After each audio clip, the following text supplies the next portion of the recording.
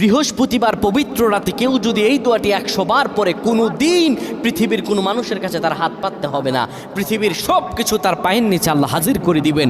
দারিদ্রতা থেকে মুক্তি দান করবেন, বিপদ আপদ থেকে মুক্তি দান করবেন, তার সম্মানকে সুউচ্চতা দান করবেন, অসুস্থতা থেকে দূরে রাখবেন।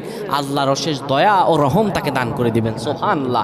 বৃহস্পতিবার রাত এটি গুরুত্বপূর্ণ রাত। এই রাত সপ্তাহে একদিন আসে। আরবিতে রাত আগে আসে, দিন পরে আসে। সুতরাং বৃহস্পতিবারের যে দিন গিয়ে রাত, এটি বৃহস্পতিবার রাত নয়, এটি শুক্রবারের রাত, এটি জুমাবারের রাত, এটি দোয়া কবুলের রাত, আল্লাহর কাছাকাছি হওয়ার রাত। সুবহানাল্লাহ। এই বৃহস্পতিবার রাত আল্লাহ তাআলা বান্দার দোয়া কবুল করেন।